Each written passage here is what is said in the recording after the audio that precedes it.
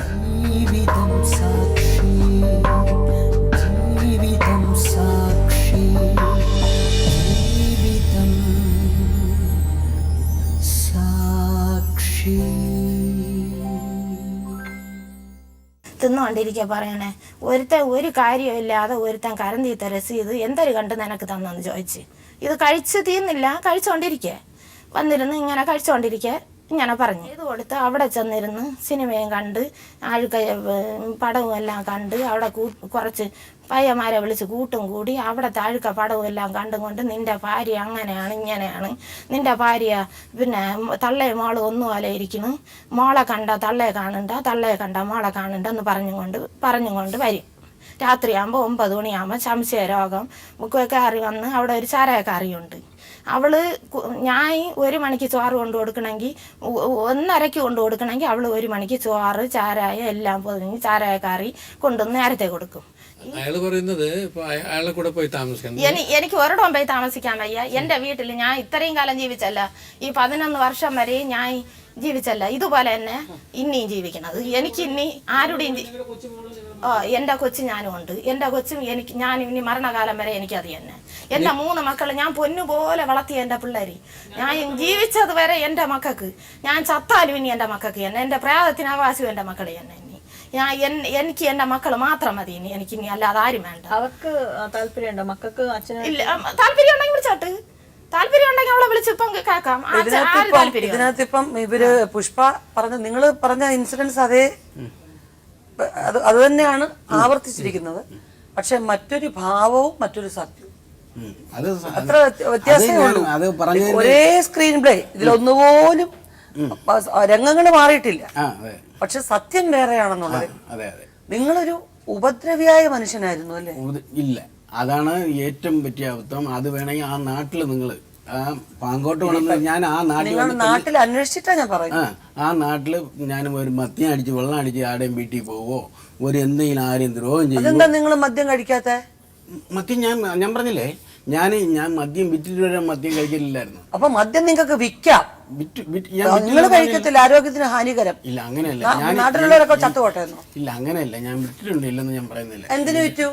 അതാണ് ഞാൻ എന്റെ ജീവിതത്തിൽ ചെയ്ത ഒരു തെറ്റ്, അതാണ്, അത് സത്യമാണ്. ബാക്കി ഒരു തെറ്റും ചെയ്തിട്ട് ഇപ്പൊ ഈ സ്ത്രീ പറഞ്ഞത്, അവരെ പറഞ്ഞതിനകത്തുള്ള സത്യസന്ധത ഈ കേട്ടിരിക്കുന്ന എല്ലാവർക്കും നന്നായിട്ട് ബോധ്യപ്പെട്ടു.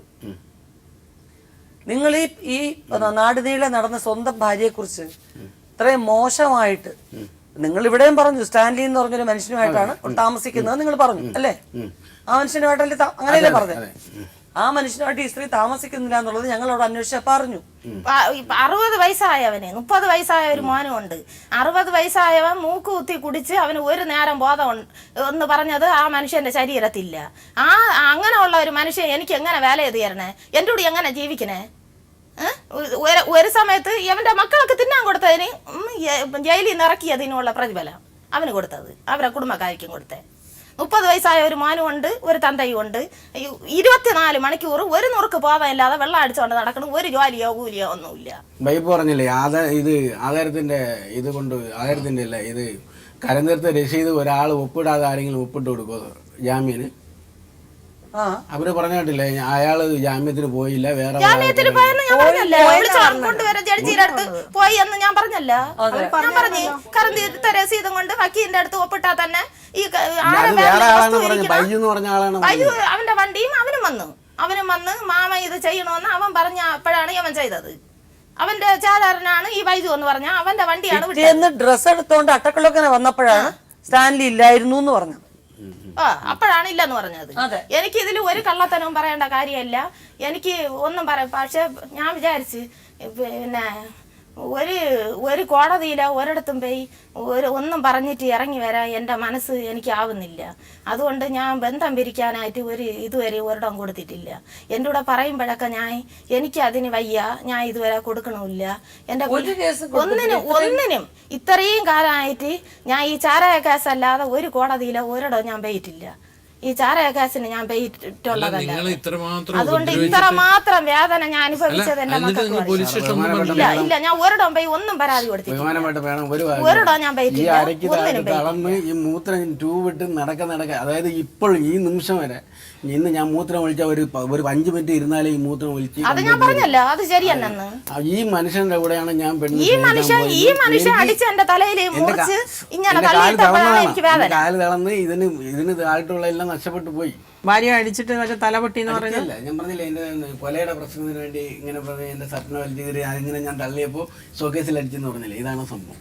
ഷോക്കേസിൽ വിളിമ്പില്ല മൂല അതിനെ പറ്റി എന്നെ പിടിച്ച് തലയിൽ ചുറ്റി പിടിച്ച് അടിച്ച് തലയിൽ ചുറ്റി ഇങ്ങനെ പിടിച്ച് എന്റെ ചവറിൽ കൊണ്ട് ഷർട്ട് നിങ്ങളെ പിടിച്ചെന്ന് പറഞ്ഞു, തലയിൽ ചുറ്റി പിടിച്ച് അടിച്ചു. ഷോക്കേസിന്റെ താഴെയാണ് ഇല്ല സാറേ, ഈ അടിച്ചത്. അതാ അവിടെ ഇത്ര വട്ടത്തിൽ ചോര പൊട്ടി തല ഇങ്ങനെ ഇരുന്നു. അപ്പൊ അതുകൊണ്ട് ആര് പറയുന്നത് ഇപ്പൊ അല്ല, നിങ്ങൾ ചെയ്തതും കണ്ടത് ആരല്ല, അവര് ചെയ്തും കണ്ടാലും നിങ്ങൾ അത് തന്നെയല്ലേ അവരും പറയുന്നത്. ഷോക്കേസിൽ ഇത് തല ഇടിച്ചത് ഉള്ളതാണ്. ഇല്ലെന്ന് ഞാൻ പറഞ്ഞില്ല. തലയിൽ നിന്ന് അത് പോട്ടെ ഷോക്കേസിൽ ഇടിച്ചു. ഷോക്കേസാണ് വില്ലൻ, അത് വിട്ടേക്കും.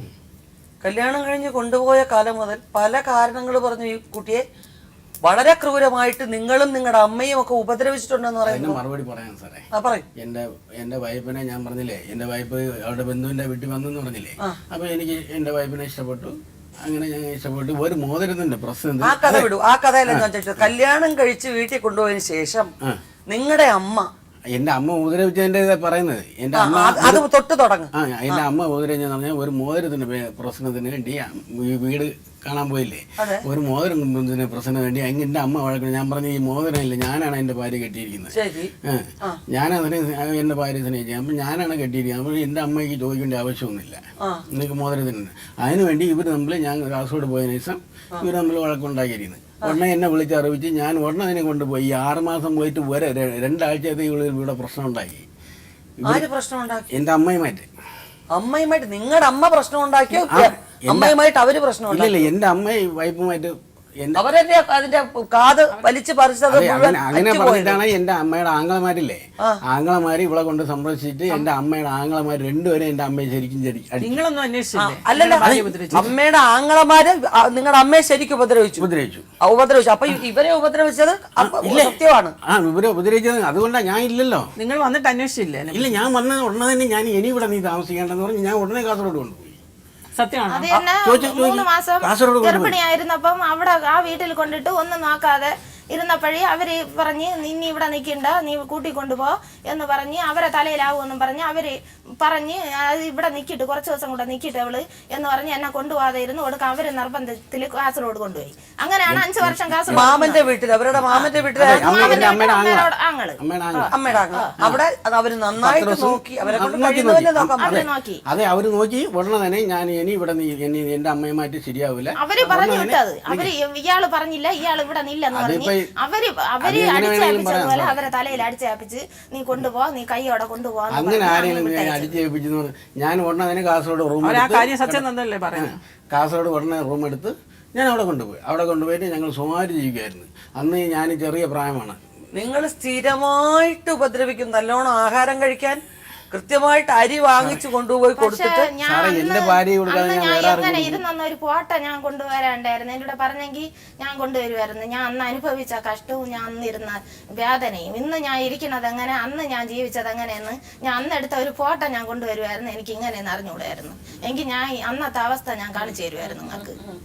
അത്ര മാത്രം ഞാൻ വേദന അനുഭവിച്ച് കഷ്ടം അനുഭവിച്ച് ഇങ്ങനെ കൂടിയുള്ള ഒരു ജീവിതം എനിക്കില്ല. നിങ്ങൾ വളരെ ക്രൂരമായിട്ട് ഈ കുട്ടിയെ ഉപദ്രവിക്കുമായിരുന്നെന്നും മിക്കവാറും എല്ലാ ദിവസങ്ങളിലും ഇതിന്റെ അലറി വിളിക്കുന്ന ശബ്ദവും കരച്ചിലും എന്നും കേൾക്കുമായിരുന്നു എന്നുള്ളതാണ് പറയുന്നത്. സാറേ, അത് ഞാൻ പറഞ്ഞില്ലേ, ഞാൻ ഈ കച്ചവടം ചെയ്തപ്പോൾ ഞാൻ പറഞ്ഞില്ലേ, ഞാൻ കട അടച്ചിട്ട് വരുമ്പോ ഇവിടെ അങ്ങനെ കച്ചവടത്തിന്റെയും കടയുടെ അല്ല, കാസർഗോഡ് നിങ്ങൾ കൊണ്ടുപോയി താമസിപ്പിച്ചതിന് ശേഷം അവിടെ ഗർഭിണിയായിരുന്ന ഈ പെണ്ണിനെ ഗർഭിണിയായിരിക്കുമ്പോൾ ഞങ്ങൾ സുഖമായിട്ട് അവിടെ ഞാൻ കുമാർ എന്ന് പറഞ്ഞ ഒരാളുണ്ടായിരുന്നു തമിഴ്നാട്ടിൽ. അയാളുടെ റൂമിലാണ് ആദ്യം ഞങ്ങൾ താമസിച്ചത്. ഞങ്ങൾ രണ്ടുപേരും ഒരു ഇതിൽ താമസിച്ചു. പിന്നെ അവിടെ നിന്ന് റൂം സെപ്പറേറ്റ് എടുത്ത് ഞങ്ങൾ താമസിച്ചുകൊണ്ട് നമ്മൾ അതുപോലെ ഐക്യയുടെ താമസിച്ചുകൊണ്ടിരുന്നു. ഐക്യയുടെ താമസിച്ചിട്ട് 7 മാസം പൂർത്തിയായപ്പോൾ 8-ാം മാസം കഴിഞ്ഞപ്പോൾ എൻ്റെ മൂത്ത മോളുണ്ടായി.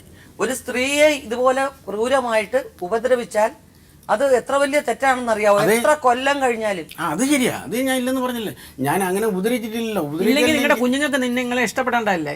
ഒറ്റ കുഞ്ഞുങ്ങൾക്ക് നിങ്ങളെ ഇഷ്ടമല്ലല്ലോ. എന്റെ കുഞ്ഞുങ്ങളെ സംസാരിക്കാൻ പോലും വിടില്ല. ഞാൻ നെയ്യാറ്റിൻകര ഇപ്പൊ 2ാമത് മോള് ഇറങ്ങിപ്പോയി എന്ന് പറഞ്ഞില്ലേ, അതിന്റെ ഇളയ മോള് പറഞ്ഞ് അച്ഛാ 2ാമത്തെ ഞാനും പെൻഷൻ വാങ്ങിക്കാൻ വീട്ടിൽ പോകുമ്പോൾ അന്നേരം പെൻഷൻ വാങ്ങിച്ചിട്ട് വരുമ്പോൾ വീട്ടിലോട്ട് കയറുമ്പോൾ എല്ലാം പച്ചയ്ക്ക് ഇരുന്ന് എന്നെ ചീത്ത വിളിക്കും. ഉടനെ എൻ്റെ മോള് പറഞ്ഞ് അച്ഛാ രണ്ടാമത്തെ മഞ്ജു ചേച്ചി ഇങ്ങനെ നെയ്യാറ്റിൻകര ഒരു കടയിൽ നിന്ന് അന്നേരം കട പറഞ്ഞു കൊടുക്കാൻ സംഭവിച്ചില്ല. അവളോട് ഞാൻ പറഞ്ഞിട്ടുണ്ട്, രണ്ടാമത്തവളോട് ഞാൻ കടയിൽ കൊണ്ടാക്കിയിട്ട് ഞാൻ പറഞ്ഞ് അവിടെ കടയിൽ എന്തെങ്കിലും ഒരു കരിയലാണെങ്കിൽ എന്നെ വിളിച്ച് പറയണമെന്ന് ഞാൻ മാനേജരോട് പറഞ്ഞിട്ടുണ്ട്. അപ്പൊ അത്രയ്ക്ക് ഒരു ഫോൺ പോലും ഞാൻ വാങ്ങിച്ച എൻ്റെ മക്കൾക്ക് ഒന്നും കൊടുത്തിട്ടില്ല. അവരെ നല്ല രീതിയിൽ കടയിൽ ഈ തുണിയൊക്കെ എടുത്തു കൊടുക്കാനൊക്കെ നിൽക്കണം. അപ്പൊ അങ്ങനെ അവക്ക് 6,000-7,000 രൂപ ശമ്പളമുണ്ട്. ഈ പൈസ എല്ലാം വാങ്ങിച്ച് ഞാൻ അവക്ക് സ്വർണവും കമ്മലും ചെയിനും എല്ലാം വാങ്ങിച്ചിട്ട് കൊടുത്ത് ഞാൻ അവളെ അങ്ങ് പിണറുകാലം അങ്ങ് കുറെ ദൂരം നടക്കണം. രാത്രി 9 മണിയാകുമ്പോൾ 9:30 ഞാൻ അവളെ ചെന്ന് വിളിച്ചോണ്ട് വരും. ഈ രാത്രി ഞാൻ ഒറ്റയ്ക്കാണ് നടന്നു പോണേ. ഒരു 2 കിലോമീറ്റർ വരും നടന്നു പോയി വിളിച്ചോണ്ട് വന്ന്. അങ്ങനെ 1 വർഷം 1.5 വർഷത്തോളം കടയിൽ പോയി. അങ്ങനെ ആയി. അവിടെ ഏതോ ഒരു ഓട്ടോ ഓട്ടിക്കണ ഒരുത്തനായിട്ട് സ്നേഹമായി. ഇതൊന്നും ഞാൻ അറിയണില്ല. ഞാൻ പറഞ്ഞിട്ടുണ്ട് കടയിൽ പോകുമ്പോഴൊക്കെ ഞാൻ പറഞ്ഞേക്കും, മക്കളെ നമുക്ക് ഒന്നും അതാണെന്ന് തോന്നുന്നില്ല, നീ നല്ലതായിട്ട് ജീവിക്കണം. എനിക്ക് നിങ്ങൾ 3 പേരും നല്ലതായിട്ട് ജീവിച്ച് ഒരു ജോലിയെല്ലാം വാങ്ങിച്ച് നല്ല ഒരു കുടുംബത്തിൽ പോയി ജീവിച്ചിട്ട് നിങ്ങൾ 3 പേരും കൂടെ എനിക്ക് വയ്യാതെ കിടക്കുമ്പോൾ നിങ്ങൾ വന്ന് എന്നെ നോക്കണം. അപ്പോഴും മൂത്തവള് എനിക്ക് ഓണത്തിന് ഒരു നൈറ്റി വാങ്ങിച്ചോണ്ട് വന്നു. രണ്ടാമത്തവള് സാരി വാങ്ങിച്ചോണ്ട് വന്നു.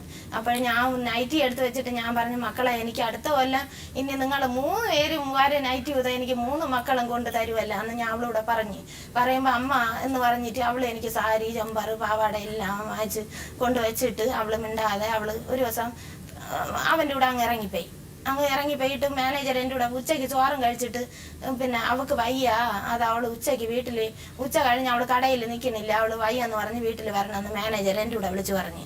എന്തെങ്കിലും അവിടെ ഇറങ്ങിയാലും പോയാലും എല്ലാത്തിനും എന്നെ വിളിച്ച് അപ്പ പറയും. കടയിൽ കയറുന്ന സമയം വന്നാൽ കടയിൽ പെയ്യില്ലെങ്കിലോ എല്ലാം പറയും. അപ്പം അങ്ങനെ വിളിച്ച് എൻ്റെ കൂടെ പറഞ്ഞ് അത് പിന്നെ അവൾക്ക് വയ്യ, അവളതാ വരണമെന്ന് പറഞ്ഞു. അപ്പം ഞാൻ വിചാരിച്ച് പിന്നെ എൻ്റെ കൂടെ വിളിച്ച് പറഞ്ഞ് അവൾ പേടിച്ച് ചിലപ്പം കടയിൽ കയറും, സുഖമില്ല, ഒരു കുഴപ്പമില്ലെങ്കിൽ. അപ്പം ഞാൻ വിചാരിച്ച് 5 മണി വരെയും കാണാത്തതുകൊണ്ട് ഞാൻ വിചാരിച്ച് ഞാൻ വീട്ടിൽ നെയ്തുകൊണ്ടിരിക്കണം. ഞാൻ വിചാരിച്ച് അവൾ കടയിൽ കയറി കാണും, ഞാൻ വഴക്ക് പറയുമെന്ന് പറഞ്ഞ് കടയിൽ കയറി കാണും എന്ന് ഞാൻ വിചാരിച്ച് 5 മണി വരെ കാണാം. അപ്പോഴാണ് ഒരു ഫോണിൽ ഒരു കോൾ വരുന്നത്. അത് എൻ്റെ ചേട്ടനുമായിട്ട് നിങ്ങളെ മോളും ആയിട്ട് ഇഷ്ടത്തിലാണ്, അവൻ്റെ കൂടെ ഇറങ്ങിപ്പോയെന്ന് എൻ്റെ കൂടെ പറഞ്ഞു. ഞാൻ തറയിൽ നെയ്തുകൊണ്ടിരിക്കുകയാണ്. എനിക്ക് അപ്പോഴേ എന്നെ വന്ന ഷോക്ക് ഇതുവരെയും മാറിയില്ല. അപ്പോഴേ പിന്നീട് എനിക്ക് മാനസികമായിട്ട് ഞാൻ അങ്ങിതായി. നല്ല പയ്യനാണോ? ഞാൻ ഇതുവരെയും കണ്ടിട്ടില്ല. നല്ല പയ്യനെന്ന് അവിടെ കൂടിയുള്ള ആൾക്കാർ എൻ്റെ ബന്ധുക്കളൊക്കെ പോയി എൻ്റെ മരുമോനും മൂത്ത മരുമോനും എല്ലാരും പോയി അന്വേഷിച്ചു.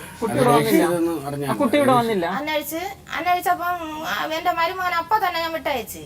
എൻ്റെ മോളും എൻ്റെ മരുമോനും എൻ്റെ ബന്ധുക്കളും അവിടെ ഞാൻ ഈ പറഞ്ഞില്ലേ ബൈജു എന്നൊക്കെ പറഞ്ഞില്ലേ, അവര് എല്ലാവരും ഒക്കെ നല്ല സഹകരിക്കുന്ന ആൾക്കാർ. അവർ എല്ലാവരും പോയൊക്കെ ഒരു വണ്ടി നിറയെ പോയി അന്വേഷിച്ചപ്പം കുഴപ്പമൊന്നുമില്ല. പിന്നെ ഞാൻ പോലീസ് സ്റ്റേഷനിൽ പരാതിയും കൊടുത്തിട്ട് വേറെ പറഞ്ഞ് അവര് കുടുംബം എല്ലാം കൊള്ളാം നല്ല എന്നൊക്കെ പറഞ്ഞ് അങ്ങ് അവര് ജീവിക്കണേ. അത് പിന്നീട് അപ്പോഴേ തന്നെ എനിക്ക് അങ്ങ് വയ്യാതെയൊക്കെ ആയി. ഞാൻ 5-6 മാസം കൊണ്ട് എണീക്കാതെയൊക്കെ കിടന്നു. അപ്പോഴും പിള്ളേരും എല്ലാവരും ഒക്കെ വിളിച്ച് പറഞ്ഞ് അവളെ കാണാത്തോണ്ടായിരിക്കും അമ്മയ്ക്ക് വയ്യാതായി എന്നൊക്കെ പറഞ്ഞ്. അപ്പോഴും അവൾ ഒരു ദിവസം വന്നപ്പം എനിക്ക് കാണാനൊന്നും പറ്റിയില്ല, ഞാൻ കണ്ടില്ല. പക്ഷെ എന്റെ മോള് എന്നെ ധിക്കരിച്ചിട്ട് പെയ്യതുകൊണ്ട് അവള് ഇറങ്ങി പെയ്യതുകൊണ്ട് എനിക്ക് അവളെ മുഖത്ത് നോക്കാൻ എനിക്ക് വെറുപ്പ്. എന്നാലും സ്നേഹമൊക്കെ ഉണ്ട്, അവൾക്ക് എന്തെങ്കിലും കൊടുക്കണമെന്നുണ്ട്, പിന്നെ എനിക്ക് സ്നേഹമുണ്ട്. പക്ഷെ അവളെ മുഖത്ത് നോക്കാൻ എനിക്ക് വിഷമമാണ്. എന്നുവെച്ചാൽ ഞാൻ അത്രമാത്രം നല്ലതായിട്ട് വളർത്തിയിട്ട് എന്റെ മക്കള്, എന്റെ ജീവൻ, എന്റെ പൊന്ന്, എന്റെ മക്കള്, എന്റെ ജീവിതം എല്ലാം, എന്റെ ഹൃദയവും എല്ലാം എന്റെ മക്കള് ഞാൻ പൊന്നു പോലെ വളർത്തി. ഞാൻ വാരിയെല്ലാം കൊടുത്ത് വയ്യാതെയൊക്കെ കിടക്കുമ്പോ ഞാൻ വാരിയാണ് വെച്ച് കൊടുക്കണേ. കടയിലൊക്കെ പോയിട്ട് തളർന്നു വന്ന് കിടക്കും. അവളെ ഒപ്പം അവള് കുളിക്കാൻ വയ്യാലോ, തുണി നനയ്ക്കാൻ വയ്യാലോ, ഞാൻ അവളെ ഒപ്പം ഇരുന്ന് അവളെയും വിളിച്ചോണ്ട് വന്നു. അവള് വയ്യെന്ന് പറഞ്ഞ് കിടന്നാലോ വാരി വെച്ച് കൊടുത്തും എല്ലാം ഞാൻ വാങ്ങിച്ചു ഇറക്കി കൊടുത്തും. ഞാൻ എവിടെ പോയിട്ട് വന്നാലും അവർക്കൊരു പൊതി ഞാൻ തിന്നില്ലെങ്കിലും ഞാൻ കൊണ്ടു കൊടുത്ത് ഞാൻ പൊന്നു പോലെ വളർത്തി എൻ്റെ മക്കള്. ഇനി അവസാനത്തെ എനിക്ക് എൻ്റെ 3 മക്കളും കാണുമെന്ന് വിചാരിച്ച് ഞാൻ വളർത്തി. അപ്പൊ പെട്ടെന്ന് ഒരിക്കൽ അവള് അങ്ങ് ഇറങ്ങിപ്പോയപ്പോ എനിക്കത് പ്രയാസം കണ്ടോണ്ടായിരിക്കും. നല്ല സ്ഥലത്തല്ലേ പോയി. എന്നുവെച്ചാ ആ പറഞ്ഞ വാക്കുകളും അവളെ അങ്ങനെയൊക്കെ വിഷമം തന്നെയാ. അത് വിഷമം തന്നെയാണ്. പക്ഷെ ആ കുട്ടി നന്നായിട്ട് ജീവിച്ച് നല്ലൊരു ജീവിതമാണ് തെരഞ്ഞെടുത്തിരിക്കുന്നതെങ്കിൽ ഒരാളിനെ സ്നേഹിക്കുന്ന വലിയ കുറ്റമൊന്നുമില്ല. നിങ്ങൾ അച്ഛനാണ്, നിങ്ങൾക്ക് എപ്പോ വേണമെങ്കിലും ആ കുട്ടി എടുത്ത് പോവാം. ഇത് നിങ്ങൾ അറിയിക്കുന്നില്ല, എന്നെ അറിയിക്കുന്നില്ല എന്ന് പറഞ്ഞ് നിൽക്കുന്ന കാരണം രണ്ടാമത്തെ കുട്ടി അതിന്റെ കല്യാണം കഴിഞ്ഞു. ഇപ്പൊ നിങ്ങൾ ഇപ്പൊ അറിഞ്ഞല്ലോ. അല്ല, നിങ്ങൾ ഇന്ന് വരെ തിരിഞ്ഞു നോക്കിയിട്ടില്ല 3 കുട്ടികളെ. അവര് നെയ്തിട്ടാണ്. ഈ അപേക്ഷ കൊടുക്കാൻ ഞാൻ ഒരു ചോദ്യം ചോദിക്കട്ടെ, അവർ രാവിലെ മുതൽ വൈകുന്നേരം വരെ നെയ്ത്തല്ലേ? നെയ്ത്തുണ്ട്. അതിനുള്ള ആദായം കൊണ്ടല്ലേ ഇപ്പൊ അവർക്ക് കുടുംബം കഴിയണ്. അല്ലെ, നിങ്ങൾ ഒരു പൈസ കൊടുക്കാറില്ല, കൊടുക്കാൻ കഴിയില്ല. ശരി, ആയിക്കോട്ടെ. വീട്ടുകടയൊന്ന് പെൻഷൻ വാങ്ങിച്ചുകൊണ്ട് പോകും.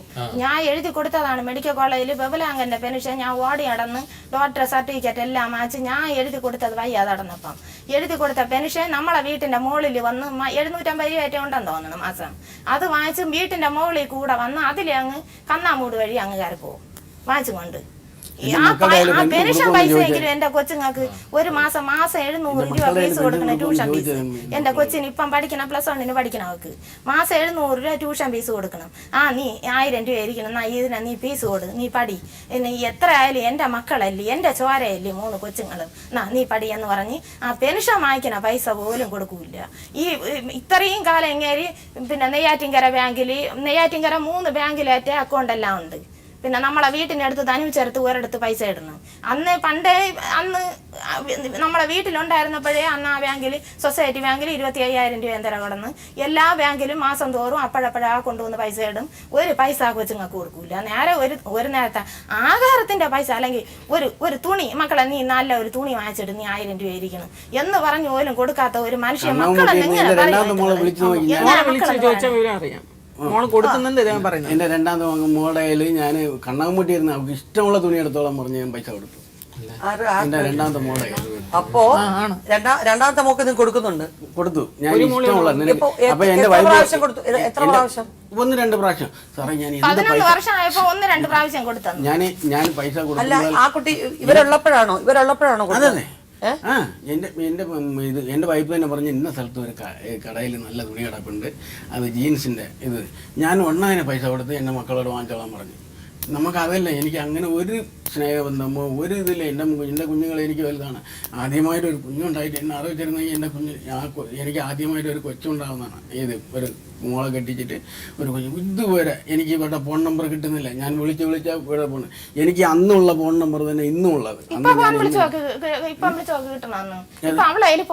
ഇല്ല, അവിടെ നമ്പർ പണ്ടത്തെ നമ്പർ തന്നെ എനിക്ക് ഇപ്പോഴും ഉള്ളു. ഇല്ല, അതെ ആ നമ്പർ തരി. പണ്ടത്തെ നമ്പർ തന്നെ ഇപ്പോഴും, പണ്ട് അവിടെ ഇരുന്ന എന്റെ നമ്പർ ഞാൻ ഏത് കാലത്ത് ഞാൻ ഇത് ചെയ്ത അതേ നമ്പർ തന്നെ ഇന്ന് ഇരിക്കുന്നത്. എനിക്ക് അന്നത്തെ നമ്പർ തന്നെ ഇപ്പം വിളിച്ച കൊച്ചിന്റെ അതെ എന്റെ മോളുടെ നമ്പർ തന്നെ. എന്റെ മോളുടെ നമ്പർ എന്റെ കയ്യിലില്ല. പഴയ നമ്പർ അല്ലെന്ന് അവര് പറയുന്നത്. സാറേ, അത് ഏത് കാലത്തുള്ള എനിക്ക് ഇതുവരെ കല്യാണത്തിന് വന്നതിന് ശേഷം ഉള്ളത് അറിയാനല്ല. കല്യാണത്തിന് എനിക്ക് നമ്പർ തന്നിട്ടില്ല. അപ്പം കൊച്ചിന്റെ കല്യാണത്തിന് ഞാൻ വിളിച്ചില്ല. കല്യാണത്തിന് വന്നില്ലേ? അന്ന് രാത്രി നിങ്ങൾ എന്താ ഓരോരുത്തർ പ്രസന്റ് വരുന്ന പണം മുഴുവൻ നിങ്ങൾ എടുത്ത് കൊണ്ടുപോയില്ലേ? എന്റെ 3 മക്കൾ സത്യം അവിടെ ഏതെങ്കിലും 1 രൂപ അവർ തന്ന പൈസ അവിടെ എന്നുവെച്ചാൽ ഇവളാണ് അവിടെ മുഴുവൻ മേടിച്ചു പറഞ്ഞവര്. അതാ പറഞ്ഞ ഞാൻ ഇതെല്ലാം കേട്ടോണ്ടായിരുന്നത്. ഇത് 1 രൂപ ഞാൻ മാറ്റി കൊണ്ടുപോയിട്ടുണ്ടെങ്കിൽ നിങ്ങൾ എന്ത് ശിക്ഷ അതിലൊന്നാലും ഞാൻ വാങ്ങിക്കാൻ തയ്യാറാണ്. എന്നുവെച്ചാൽ എന്റെ വൈഫിന്റെ കയ്യിലാണ് കൊടുക്കുന്നത്. ഞാൻ കല്യാണം വിളിച്ചിട്ടില്ല. എന്റെ വൈഫിന്റെ കയ്യിലാണ് എല്ലാരും. അവരൊക്കെ അറിയാം ഞാൻ ഇപ്പൊ കല്യാണത്തിനൊന്നും പോകില്ലല്ലോ. ആൾക്കാർ പറഞ്ഞവര് ചിലപ്പോ എനിക്ക് വേറെ അത്യാവശ്യങ്ങള് ഞാൻ ഇല്ലേ കല്യാണം എല്ലാം നടക്കും. അങ്ങ് ബാക്കിലും ഫ്രണ്ടിലും ഒക്കെ പോകും. അപ്പം ഇയാള് ഫ്രണ്ടില് നടയിൽ നിന്ന് ആണുങ്ങൾ പറഞ്ഞ പൈസ എല്ലാം ആണുങ്ങളെല്ലാം കൊണ്ടുകൊടുക്കും. അങ്ങനെ വാങ്ങിച്ചു ബാക്കി എല്ലാം കൊണ്ടുപോയി. 1 രൂപ ഞാൻ പൈസ ഒന്നും കിട്ടില്ല. 5 രൂപയൊക്കെയാണ് തരണത്. കാസർഗോഡിൽ നിന്ന് 3 പയ്യന്മാരെ വന്നു. 3 പയ്യന്മാര് ഒരു വയസ്സിലും വന്നു. പിന്നെ കാസർഗോഡിൽ നിന്ന് 3 പേര് കല്യാണത്തിനെന്ന് പറഞ്ഞ് വന്ന ഉദയങ്ങളങ്ങനെ ഐശ്വര്യയിൽ വെച്ചാണ് കല്യാണമായിരുന്നത്. ഐശ്വര്യ കല്യാണ മണ്ഡപം അവിടെ വെച്ചായിരുന്നു കല്യാണം. അവിടെ വന്ന് എനിക്ക് നിൽക്കാൻ പറ്റിയില്ല. അവർ ഹിന്ദു കെട്ടാണ് കെട്ടിയത്. ക്രിസ്ത്യൻസ് എന്ന് പറഞ്ഞാൽ അവർ പേർഷ്യക്കാരായോണ്ട് പെട്ടെന്ന് അവർക്ക് നടത്തണം. അതുകൊണ്ട് ഹിന്ദു കെട്ടാൻ കെട്ടിയപ്പോൾ ആ മണ്ഡപത്തെല്ലാം ഞാനായിരുന്നു. എനിക്ക് വേറെ ആരും ഇല്ലല്ലോ ചെയ്യാൻ. ഞാൻ എല്ലാം ചെയ്തോണ്ടിരിക്കെ അവിടെ ആളുകൾ കൊണ്ടു കൊടുത്ത പൈസ അത്രയും മാച്ച് എടുത്തിട്ട് അങ്ങ് കാസർഗോഡിൽ നിന്ന് ഒരു വയസ്സായ ആള് പറയുന്നത് അയാളെ എനിക്കറിയാം.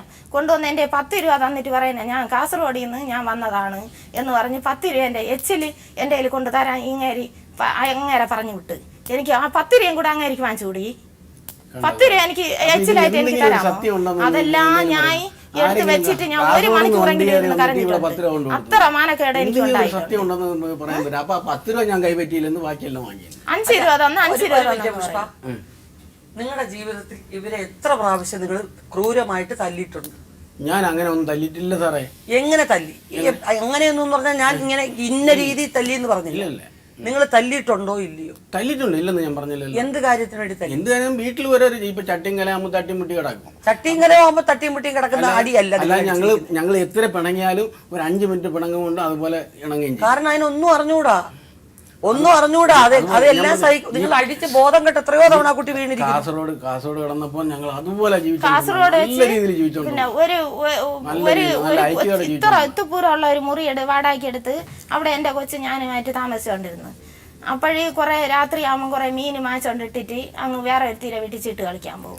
ചീട്ട് കളിക്കാൻ ചെന്ന് അവിടെയും മുറിയൊന്നുമില്ല. അവർക്ക് ഒരു മുറിയേറ്റം 1-2 മുറിയേറ്റം ഉണ്ട്. അവിടെ ചെന്ന് അവള് കിടക്കുന്ന കട്ടിൽ ചെന്നിരുന്ന് ചീട്ടും കളിച്ച് 24 മണിക്കൂർ ഇരുന്ന് നേരം വെളുക്ക കളിച്ചിട്ട് ഒരു രാത്രി 12 മണി 1 മണിയൊക്കെ ആകുമ്പം ഇതെല്ലാം കയറി വരും. അപ്പോഴേ ഈ വെളിയിലിട്ട് തീ കത്തിക്കാനൊന്നുമില്ലാതെ പച്ച റബ്ബർ അവർ മുറിച്ചിടുന്നതിന്റെ പച്ച വിറവെടുത്തോണ്ടിട്ട് തീ കത്തിച്ചിട്ട് ഇതിനെ ഞാൻ വെളിയിൽ കൊണ്ടിട്ട് മുറിക്കകത്ത് അടുപ്പൊന്നുമില്ല, വെളിയിൽ ഇതുപോലെ കുറച്ച് വരാന്തയുണ്ട്, അവിടെ കൊണ്ടിട്ട് വേവിച്ചിട്ട് ഞാൻ ഇത് ഇനി എടുത്തോണ്ട് വരുമ്പോൾ 1 മണി 2 മണിയൊക്കെ ആവും.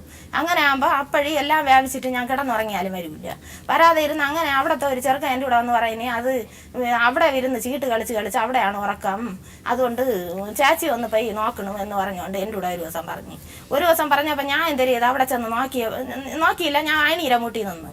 അവള് അയണീര മൂട് വരെ വരും, നമ്മൾ കിടക്കുന്നതിൻ്റെ തൊട്ടപ്പുറത്താണ്. വന്ന് അവളെയും വിളിച്ചുകൊണ്ട് രാത്രി വീട്ടിനകത്ത് കൊണ്ട് ഇരിക്കുമ്പം കറണ്ട് പോകും. കറണ്ട് എങ്ങനെ പോകണമെന്നൊന്നും എനിക്ക് അറിഞ്ഞൂടാ. കറണ്ട് പോകും. കറണ്ട് പോകുമ്പോൾ എന്തിനിപ്പോൾ ലൈറ്റ് അണച്ചത് കറണ്ട് പോകണമെന്ന് അറിയുമ്പോൾ തീപ്പട്ടി തിരിയെടുത്ത് എൻ്റെ കൊച്ച് അപ്പോഴും ചെറുതാണ്, 1.5 വയസ്സായിട്ടായി മൂത്തത്. അത് ഇങ്ങനെ തൊട്ടിൽ കിടക്കുന്നു. തീപ്പട്ടി അടിച്ചെടുത്ത് അതിൻ്റെ ഇവിടെ കയറി ഈ തീപ്പട്ടിയുടെ കാന്തം ഇങ്ങനെ വന്ന് വിടുന്നു. അതിൻ്റെ ഇവിടെ അത്രയും കുഴിഞ്ഞിങ്ങനെ താന്നിരുന്നു. ഞാനും കണ്ടില്ല. എന്നുവെച്ചാൽ അവളുകൾ വന്നിരിക്കും, ഒരു 10-25 വരും വന്നിരിക്കും, കറണ്ട് പോകും. പിന്നെ ഇങ്ങനെ എന്തിനു വിളിച്ചുകൊണ്ട് വരണത്, അവിടെ എന്തിനു പോകണമെന്ന് ചോദിക്കുമ്പോൾ ഉടനെ അടിച്ചു കളിയിടും. അടിക്കുന്നിടത്ത് ഞാൻ വീഴുന്നു. എത്ര ദിവസമായി കൂടി ചോരയും വന്ന് അടുത്ത് ഒരു ഡോക്ടർ ഹോമിയോ ഡോക്ടർ താമസിക്കുന്ന അവരെയും വിളിച്ചോണ്ട് മരുന്ന്. നിങ്ങൾക്ക് ഒരു മനസാക്ഷിയുള്ള ഒരു മനുഷ്യനല്ല. നിങ്ങളെ കുറിച്ച് എല്ലാ വിവരവും ഞങ്ങൾ അന്വേഷിച്ചു. നിങ്ങൾ വളരെ ക്രൂരമായിട്ട് ഈ പെൺകുട്ടിയെ വളരെ ക്രൂരമായിട്ട് ഉപദ്രവിച്ചിരുന്നു. 1 കിലോ 800 ഗ്രാം ഉണ്ട് മൂത്ത മോള്. ആ 800 ഗ്രാം വെച്ചിനെ മാസം എന്ന് പറഞ്ഞാൽ ഇവള് വൈപ്പ് പ്രസവിച്ച് കഴിഞ്ഞാൽ ഞാൻ രാവിലെ ഏറ്റ് വെള്ളം കോരി വൈപ്പിന്റെ നൈറ്റി നനച്ച് തുണി നനച്ച് സർവ്വകാര്യം നോക്കി വെച്ചിട്ട് ഞാൻ പണിക്ക് പോകും. ഇല്ലെന്ന് പറഞ്ഞിട്ടില്ല അവര്. അങ്ങനെ പലപ്പോഴും സഹായിച്ചിട്ടുണ്ട്, നല്ല കാര്യങ്ങൾ ചെയ്തിട്ടുണ്ട്, എല്ലാം പറഞ്ഞു. പക്ഷെ നിങ്ങള് വളരെ ക്രൂരമായിട്ട് അവരോട് പെരുമാറി അവരുടെ മാനസികമായിട്ട് അവരെ തകർത്ത് അവരുടെ ആത്മധൈര്യം നഷ്ടപ്പെടുത്തി. ആ 3 മക്കൾ അവർക്ക് സപ്പോർട്ടായിട്ടുള്ളത് കൊണ്ട് അവരൊറ്റയ്ക്ക് ധൈര്യമായിട്ട് ജീവിച്ചിന്ന് നിൽക്കുന്നു. അങ്ങനെ നിൽക്കുന്നു. നിങ്ങൾ ഇറങ്ങിപ്പോയ മനുഷ്യൻ ഒരു തരിമ്പ് സ്നേഹം ആ സ്ത്രീയോടോ കുഞ്ഞുങ്ങളോടോ ഉണ്ടെങ്കിൽ 3 പെൺകുഞ്ഞുങ്ങളാണെന്ന് ആലോചിക്കണം. ഉണ്ടായിരുന്നു. വീട്ടിൽ പോകുമ്പോഴല്ലേ എന്തൊക്കെയാ പച്ച ചീത്ത വിളിക്കുന്നത് നിങ്ങൾ ചോദിച്ചു. പച്ചയായിട്ട് പിന്നെ ചീത്ത വിളിക്കണ്ടേ? തലയെടുത്തങ്ങ് മാറ്റി വെക്കേണ്ടതാണ്. നിങ്ങളെ ഒരു പച്ചയായിട്ട് ചീത്തയല്ലേ വിളിച്ചോളൂ. എന്റെ ഇതിന് ഒരു ഇതില്ലല്ലേ? അല്ല, ഒന്നുമില്ല. അപ്പൊ അവര് പറയുന്നത് മാത്രമല്ലേ അവർ കേട്ടതല്ല. ഞങ്ങൾ വ്യക്തമായിട്ട് അന്വേഷിച്ചറിഞ്ഞു. എത്ര വർഷമായി നിങ്ങൾ പോയിട്ട്? എത്ര വർഷമായി? നിങ്ങൾ ആ വീട്ടിൽ ഇറങ്ങിയിട്ട് എത്ര വർഷമായി? ഞാൻ പറഞ്ഞില്ലേ 2099 തളർന്നു പോയി. 2005 അതിന് ശേഷമാണ് ഇറങ്ങിപ്പോയത്. അതുവരെ 11. അത് അപ്പൊ എണീച്ച് ഓടാൻ വയ്യാത്തത് കൊണ്ട് അവിടെ ഉണ്ടായിരുന്നു. ഇല്ല, ഞാൻ ഇവിടെ ഓടിയില്ല. ഓടാൻ പറ്റാത്തതിന്റെ കാരണം അതാണ്, തളർന്നുപോയി. അതുകൊണ്ട് ഇപ്പൊ ഈ 11 വർഷത്തിനിടയ്ക്ക് അവരെന്തോ ചീത്ത പറഞ്ഞോട്ടെ, എന്ത് വേണമെങ്കിലും ഒരു പറഞ്ഞോട്ടെ എന്ന് സഹിച്ച് നിങ്ങൾ ആ വീട്ടിന്റെ തിണ്ണയിരുന്നെങ്കിൽ അന്ന് രാത്രി കൊണ്ട് തീരുന്ന പ്രശ്നം ഉണ്ടായിരുന്നു. അവരങ്ങനെ ഒരു മനസ്സുള്ള സ്ത്രീയാണ് അവര്.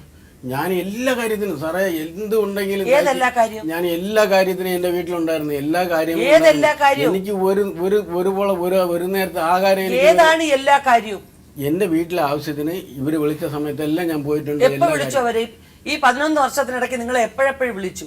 കല്യാണ ആവശ്യത്തിന് വിളിച്ചു. പിന്നെ അല്ലാതെ പെൻഷൻ വാങ്ങി കല്യാണ ആവശ്യത്തിന് വിളിച്ചു, കല്യാണ ആവശ്യത്തിന് വിളിച്ചു, കല്യാണ ആവശ്യത്തിന് വിളിച്ചു. 11 കല്യാണ ആവശ്യത്തിന് അവർ വിളിച്ചു. 3 മക്കളെ ഉള്ളൂ. അതില് ഒരു പെണ്ണിന്റെ കല്യാണത്തിനെ നിങ്ങൾ പോയുള്ളൂ. അതെ, പിന്നെ 11 പ്രാവശ്യം എങ്ങനെ ആവശ്യത്തിന് വിളിച്ചു? ഇല്ല, അങ്ങനെ ഒന്നുമില്ല. അല്ലാതെ ഞാൻ പെൻഷൻ കിട്ടുമ്പോഴെല്ലാം ഞാൻ എന്റെ വീട്ടിൽ പോകും. ഏത് പെൻഷൻ കിട്ടുമ്പോ നിങ്ങൾ വീട്ടിൽ പോകുന്നത് അവിടെ നിന്ന് മേളിൽ പോയി പെൻഷൻ വാങ്ങിച്ചേ വെക്കത്തുള്ളൂ, അതുകൊണ്ട് പോകുന്നതാ. വേറെ വല്ലയിടത്തും ആ പെൻഷൻ ഉണ്ടെങ്കിൽ അതുവഴി പോയെങ്കിൽ പോയേനെ. അതാ അവരിപ്പം വ്യക്തമായിട്ട് പറഞ്ഞേ. വാങ്ങിക്കാൻ വരുമ്പോ ഇതുവഴി പോവും, വാങ്ങിച്ചിട്ട് അതുവഴി അങ്ങ് മേപ്പോട്ട് കയറി പോകും. സാറേ, അതിലേ പോകുന്നു, ആ റൂട്ട് തന്നെയാ പോകുന്നത്. അപ്പൊ എന്താ കൊടുത്തിട്ട് ഞാൻ എന്റെ വീട്ടിൽ പോകുമല്ലോ. അപ്പോഴെന്താ അതിലൊരു 100 രൂപ എടുത്ത് ഇളയ കൊച്ചിന്റെ കയ്യിൽ കൊടുത്തിട്ട് പോകാത്ത? അയ്യോ, എന്റെ മക്കളെ ഇപ്പൊ വിളിച്ച് ചോദിക്കും. അത് ചോദിക്കാം. ചോദിക്കും. അവര് എന്റെ മുഖത്ത് നോക്കി പറയുവാണെങ്കിൽ അതിൽ എന്ത് ശിക്ഷ വേണമെങ്കിലും നിങ്ങൾ തരും, അത് ഞാൻ നിങ്ങൾ ഈ 11 വർഷത്തിനിടയ്ക്ക് നല്ല പ്രാധാന്യമുള്ള 10 കാര്യങ്ങൾ ഞാൻ കുടുംബത്തിൽ ചെന്നു, ഒരാണായിട്ട് നിന്നു, ഒരു ഭർത്താവായിട്ട് നിന്നു, ഒരു സംരക്ഷകനായിട്ട് ഞാൻ നിന്ന് നടത്തി എന്ന് പറയുന്ന ഒരു 11 കാര്യങ്ങൾ 11 വർഷത്തിനിടയ്ക്ക് വർഷത്തിൽ ഒരു കാര്യം വെച്ച് കണക്കൂട്ടി പറയും. ഞാൻ പറഞ്ഞില്ലേ, ഞാൻ എന്റെ മക്കളുടെ ആവശ്യത്തിന് അവര് വിളിച്ച സമയത്തല്ലേ ഞാൻ പോയി സഹായിച്ചു. മക്കൾ എന്തെല്ലാം ആവശ്യത്തിന് നിങ്ങളെ വിളിച്ചു? ഈ കല്യാണ ആവശ്യത്തിന് വിളിച്ചു. ഒരു കല്യാണം ഒരു പ്രാവശ്യമല്ലേ സഹായിച്ചിട്ടുള്ളൂ. ആ ആവശ്യത്തിന് വിളിച്ചു, ഞാൻ കാര്യങ്ങളെല്ലാം നടത്തി കൊടുത്തു. എന്നെ കൊണ്ട് പറ്റുന്നത്. അച്ഛനായിട്ട് നിന്ന് നിങ്ങൾ ചെയ്തു, നല്ല കാര്യം. അതേപോലെ സ്ഥലം എടുത്ത കാര്യം പറഞ്ഞു. ഈ പൈസ എല്ലാം വാങ്ങിച്ചു വെച്ചിട്ട് കാലി തൊട്ട് എന്റെ കൊച്ച് തൊഴുതപ്പം എന്റെ കൊച്ചിന് 100 രൂപ എടുത്ത് കൊടുക്കാൻ പോക്കറ്റിൽ കാശില്ലായിരുന്നു. ഒരച്ഛനായിട്ട് വന്ന് നിന്ന് എല്ലാം നടത്തി നിങ്ങൾ പറഞ്ഞു. ആ സ്ഥലത്ത് കാലി വീണ അനുഗ്രഹം വാങ്ങിക്കാൻ നിൽക്കുമ്പോ പോക്കറ്റിൽ നിന്ന് എടുത്തിട്ട് 100 രൂപ മോളെ എന്നാ വെച്ചോ? ഞാൻ കൊടുക്കാതിരുന്നോ? കൊടുക്കാതെ ഇരിക്കുമോ സാറേ? ഞാൻ ആരെങ്കിലും എത്ര കൊടുത്തു? എത്രയാന്നൊന്നുമില്ല, എന്റെ കയ്യിൽ ഇരുന്നത് ഞാൻ കൊടുത്തു. കയ്യിൽ കിടന്ന മോതിരം കൊടുത്തു. പിന്നെ 2ാമത്തെ മോളുടെ കയ്യിൽ കല്യാണം കഴിഞ്ഞപ്പോൾ എന്തൊക്കെ കൊടുത്തു? ഏത് മൂത്ത മോളുടെ കയ്യിൽ 3 വേണ്ട ആഭരണം ഞാൻ കൊണ്ടുപോയി എന്ന് പറഞ്ഞില്ലേ വീട്ടിൽ. അത് ഇടയ്ക്ക് വന്നപ്പോ ഒരു ദിവസം പിന്നെ ഞാൻ പറഞ്ഞു ആ 3 പവന്റെ ഞാൻ വാങ്ങിച്ചു. അത് തന്നില്ല.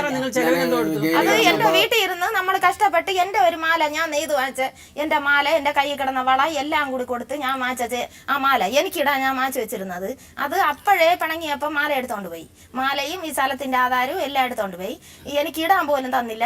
നീ മാല ഇട്ടിട്ട് വല്ലവൻ്റെ കൂടി ഓടാനോ എന്ന് കാട്ടിട്ട് മാല തന്നില്ല. തരാതെ മാലയും എടുത്ത് ഈ സ്ഥലത്തിന്റെ ആധാരവും കൂടെ എടുത്ത് നെയ്യാറ്റിൻകര എവിടെ കൊണ്ട് പണയം വെച്ചിട്ട് ഈ ഇങ്ങേരെ കാല് പിടിച്ച് ഇങ്ങേരെ ആ കാര്യം ഒന്നും പറയാൻ പറ്റൂല. എന്തൊക്കെ ഇങ്ങേരിക്ക് ഞാൻ ചെയ്യാണ്ടോ അതെല്ലാം ഇങ്ങേരി പട്ടിയെ പോലെ ഞാൻ ചെന്ന് കിടന്ന് ഇങ്ങേരെ കാല് പിടിച്ച് തൊഴുത് ഇങ്ങേരോടി ഞാൻ മാല വാങ്ങിച്ചെടുത്തു. അത് ഞാൻ ഇടയ്ക്കിടയ്ക്ക് കേട്ടാ തരൂല. അതുകൊണ്ട് ഒരിക്കൽ പെൻഷൻ വാങ്ങിക്കാൻ എന്തരണം വന്നപ്പോൾ സോപ്പിട്ട് ഞാൻ പതുക്കെ പിടിച്ച് പിന്നെ എന്തൊക്കെ ചെയ്യാണ്ടോ അതെല്ലാം ഞാൻ ചെയ്ത് ഞാൻ വാങ്ങിച്ചു. ഇല്ലെന്ന് ഞാൻ പറയണേ. പക്ഷെ എന്റെ വീട്ടില് നിന്നപ്പം ഞാനും കൂടി കഷ്ടപ്പെട്ടോ. 5 ആണ് മോളെ. മോളെ അച്ഛനും അമ്മയും ഇവിടെ ഉണ്ട് കേട്ടോ. അച്ഛൻ പറയുന്നത് നിങ്ങൾക്ക് അച്ഛനോട് വലിയ സ്നേഹമാണ്. അച്ഛൻ നിങ്ങളുടെ ആവശ്യങ്ങളെല്ലാം നിറവേറ്റുന്നുണ്ട്. പെൻഷൻ പൈസ കൊണ്ടുവരുമ്പോ നിങ്ങൾക്ക് തരാറുണ്ടോ എന്നൊക്കെ പറയുന്നു. ശരിയാണോ? അച്ഛന് സ്നേഹം ഉണ്ടായിരുന്നെങ്കിൽ നമ്മളെടുത്ത് വന്ന് എല്ലാ ചെലവും വഹിക്കുമായിരുന്നു. എങ്കിൽ അമ്മ ഇത്ര കഷ്ടപ്പെട്ട് നമുക്ക് നെയ്ത് ഭക്ഷണമൊന്നും തരേണ്ട ആവശ്യമില്ല, ട്യൂഷന് ഫീസും കൊടുക്കേണ്ട ആവശ്യമില്ല. സ്കൂളിൽ തന്നെ നമുക്ക് എന്തുമാത്രം ഫീസ് തരാണ്. എല്ലാ അമ്മ ഒരു ഡ്രസ്സ് വാങ്ങിക്കണമെങ്കിൽ പോലും എന്റെ അമ്മയാണ് പൈസ ചെലവാക്കണം. അല്ല അഞ്ചു അമ്മ ഇദ്ദേഹം ഉപദ്രവിക്കുമായിരുന്നോ? പിന്നെ ഒത്തിരി അമ്മയുടെ തല വരെ അടിച്ചു പൊട്ടിച്ചിട്ടുണ്ട് അച്ഛൻ. അമ്മയുടെ തലയിൽ ആ പാട് വരെ ഉണ്ട്. അമ്മയെ കാണിച്ചു. ഇയാള് പറയുന്നു അതല്ല എന്ന് പറയുന്നു. ഇപ്പൊ അമ്മേനെ ഉപദ്രവിക്കുന്നത് കണ്ടെന്ന് എനിക്ക് കരയാനേ പറ്റില്ല. ഞാൻ അന്നൊക്കെ ചെറുതായിരുന്നു. അമ്മേനെ ഒരുപാട് ഉപദ്രവിച്ചിട്ടുണ്ട് അച്ഛൻ. പെൻഷൻ പൈസ നിങ്ങൾക്ക് തരുമായിരുന്നോ? ഇല്ല. ഒന്നും തരാറില്ല. ഇല്ല. അച്ഛൻ വാങ്ങിച്ചുകൊണ്ട് ഏതെങ്കിലും വഴി കൂടെ പോകും. ഒടുവിൽ ആൾക്കാരാണ് പറയുന്നത്, അവിടെയുള്ള ആൾക്കാരൊക്കെ പറയും നിന്റെ അച്ഛൻ ഇതുപോലെ പെൻഷൻ വാങ്ങിച്ചോട്ട് പോകണുണ്ടോ. ഇദ്ദേഹം മദ്യപിച്ചിട്ട് വരാറുണ്ടോ വീട്ടില്? മുമ്പൊക്കെ വരുമായിരുന്നു. ഇപ്പം 3-4 വർഷം കൊണ്ട് ഇപ്പൊ വരക്കേണ്ട. മുമ്പ് ഇടയ്ക്കിടയ്ക്ക് വരും, അടി ഉണ്ടാക്കും പോകും. ക്രിസ്മസിനൊക്കെ അങ്ങനെ ഇടയ്ക്ക് വരുമായിരുന്നു. എന്നിട്ട് എന്തെങ്കിലും അടിയൊക്കെ ഉണ്ടാക്കിയിട്ട് അച്ഛൻ പോകും. ഇപ്പൊ അങ്ങനെ വരാറൊന്നുമില്ല. അപ്പൊ നിങ്ങൾക്ക് അച്ഛൻ പറയുന്നത് നിങ്ങൾ 3 പേരും അമ്മയുമായിട്ട് ഇനി ഒരുമിച്ച് ജീവിക്കാം. ഞാൻ അമ്മയെ ഉപദ്രവിച്ചിട്ടില്ല. എന്റെ മക്കൾക്ക് എല്ലാ സ്നേഹവും കൊടുത്തിട്ടുണ്ട്. കൊച്ചിലെ മുതൽ എന്റെ മക്കള് എന്റെ കൂടെയാണ് കിടന്നുറങ്ങിയിരുന്നതെന്നൊക്കെ അച്ഛൻ പറയുന്നേ. അത് ഞാൻ തീരെ പൊടിയായിരുന്നപ്പോഴേ വീട്ടില് നല്ല സ്നേഹമൊക്കെ ആയിരുന്നു. എന്നാലും അടിയും ബഹളവും അച്ഛന്റെ സ്വഭാവം. ഞാൻ കുറച്ച് ഇത് 1 2 ആയിട്ട് അച്ഛന് ഭയങ്കര എന്തോ പോലെ സംശയവും അതും ഇതും ഒക്കെ. അച്ഛൻ വയ്യ കിടന്നപ്പോ എന്റെ അമ്മ എന്തുമാത്രം കഷ്ടപ്പെട്ട് നോക്കിയെന്ന് ഞങ്ങൾക്കൊക്കെ അറിയാം. അത്രയ്ക്ക് അമ്മ കഷ്ടപ്പെട്ടിട്ടുണ്ട്. എന്നിട്ട് അച്ഛൻ അമ്മയോട് കാണിക്കുന്ന കുറച്ച് അമ്മ സങ്കടമായി. ചിലപ്പോഴൊക്കെ ഞാൻ ഒറ്റയ്ക്കിരുന്ന വരെ ഞാൻ ഒരു ബാലികാ സ്കൂളിൽ നിന്നാണ് ഞാൻ പഠിച്ചത്. അവിടെ എനിക്ക് എന്തെങ്കിലും സങ്കടം വന്നെങ്കിൽ അവിടെയുള്ള കുറ്റമായിട്ടല്ല എന്റെ അമ്മ കഴിയണത് എനിക്കേ അറിയാം. ആ ചേച്ചിയുടെ കല്യാണം നടത്താൻ വരെ അച്ഛൻ്റെ അടുത്ത് 2 പോയിന്റ് വെച്ചിട്ട് തരാത്ത ആളാണ് എന്റെ അച്ഛൻ. അപ്പൊ നിങ്ങൾ ചേച്ചിയുടെ കല്യാണം മുഴുവൻ എന്റെ അമ്മ ഒറ്റയ്ക്കാണ് നടത്തിയത്. ആലോചിച്ചു, അമ്മയ്ക്ക് നെയ്ത്ത് മാത്രമാണ് ആശ്രയം, വേറെ ഒന്നുമില്ല. അഞ്ജു, ഇപ്പൊ നിങ്ങൾ എല്ലാരും ഒരുമിച്ച് താമസിക്കണമെന്ന് അച്ഛൻ പറയുന്നു, നിങ്ങളുടെ അഭിപ്രായം എന്താ? എനിക്കറിഞ്ഞുകൂടാ, എനിക്ക് അതിനെ പറ്റി ഒരു അഭിപ്രായമില്ല. അവരെ തീരുമാനം അമ്മയുടെ അച്ഛന്റെ തീരുമാനം എനിക്കുള്ളത്. എനിക്ക് വേറെ തീരുമാനമൊന്നുമില്ല, എനിക്ക് പറയാനില്ല. ശരി മോളെ, ശരി ശരി ശരി, വിഷമിക്കണ്ട കേട്ടോ. ശരി കേട്ടോ. ഇനി എന്താണ്? എനിക്കൊന്നും പറയാനില്ല മേഡം. എനിക്ക് നിങ്ങളുടെ ഇത് എങ്ങനെയാണ്, എനിക്ക് എൻ്റെ ഭാര്യ മക്കളോടും ജീവിക്കണമെന്നും ഞാൻ തയ്യാറാണ്. കുറ്റം ചെയ്തിട്ട് പോയാലും കൊന്നിട്ട് പോയാലും ശിക്ഷ ഒന്ന് തന്നെ. അതുകൊണ്ട് നിന്നെയും കൊന്നിട്ട് ജയിലിൽ പോകണമെന്ന് പറഞ്ഞാണ് വീട്ടിൽ കിടന്ന് കളിച്ചത്. കണ്ടോ അങ്ങനെ പറയുന്നത്? ഞാൻ പറഞ്ഞത് ആരും സംരക്ഷിക്കുന്ന ഞാൻ പറഞ്ഞത്. നിങ്ങൾ ഇപ്പൊ വന്നത് ഈ 11 വർഷം കഴിഞ്ഞ് നിങ്ങൾ ഈ സ്ത്രീയെ കണ്ടപ്പോ ഒരു മകളുടെ കല്യാണം അവര് വളരെ നല്ല രീതിയിൽ നടത്തുന്നു. ഉത്തരവാദിത്തത്തോടെ അവര് തന്നെ അച്ഛനായിട്ടും അമ്മയായിട്ടും നിന്ന് നടത്തുന്നു. അവരാരുടെയും കൈനീട്ടി വാങ്ങിച്ചിട്ടില്ല. നിങ്ങൾ പല മനുഷ്യരെ കുറിച്ചും ആ പേര് ചേർത്ത് അപമാനിച്ചു. നിങ്ങൾ അതെല്ലാം തെറ്റായിപ്പോയി, അവരുടെ ആരുടെയും വരുമാനത്തിലല്ല എന്നും നിങ്ങൾക്ക് ബോധ്യപ്പെട്ടു. കണ്ടതൊന്നും കാഴ്ചയല്ല. ഏത് നേരത്തെ കണ്ടേ? നിങ്ങൾ മോശമായിട്ട് കണ്ടോ ഇവരെ? കണ്ടതുകൊണ്ടാണല്ലോ അങ്ങനെയുള്ള കണ്ട മനുഷ്യരുടെ ഇപ്പൊ വന്നിരിക്കുന്നത്.